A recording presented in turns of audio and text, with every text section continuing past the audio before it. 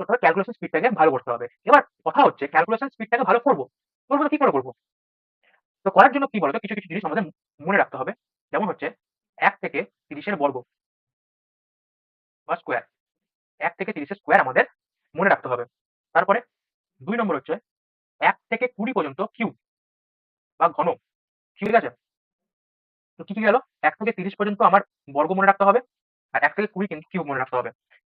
৩ নম্বর যেটা ইম্পোর্টেন্ট সেটা হচ্ছে ১ থেকে ২০ পর্যন্ত নামটা মনে রাখতে হবে বা টেবলস মনে রাখতে হবে। যদি ফার্স্ট না পারো, ফার্স্ট ১ থেকে ১৫ পর্যন্ত মনে রাখবে, দেন ১৫ থেকে ২০। ১ থেকে ২০ পর্যন্ত টেবলস মনে রাখতে হবে। আর এটা তুমি ভাবছো যে ছোটবেলা থেকে নামতে পড়া স্টার্ট করবো। বিলিভ মি তুমি যদি ১ থেকে ২০ পর্যন্ত ভালোমতো টেবলস পড়ে নাও না, তোমার ক্যালকুলেশন কিন্তু একটা আলাদা লেভেলে চলে যাবে। তোমার ক্যালকুলেশন যদি খারাপ থাকে ১ থেকে ২০ পর্যন্ত তোমার যদি টেবলস মনে থাকে, তুমি ভাবতে পারবে না তোমার কতটা ইমপ্রুভমেন্ট হবে শুধুমাত্র ১ থেকে ২০ এর নামটা মুখস্থ করে। ঠিক আছে? এই ৩ টে জিনিস লাগবে। ৪ কি হচ্ছে, ঠিক আছে? ইজি ট্রিকস মনে রাখতে হবে। ইজি কিছু ট্রিকস আছে। সেই ট্রিকস গুলো দিয়ে করে আমরা ক্যালকুলেশন করতে পারি। ঠিক আছে? দেখবে YouTube এ অনেক ভিডিও রয়েছে। ঠিক আছে? আর সবথেকে মেইন ব্যাপার হচ্ছে প্র্যাকটিস।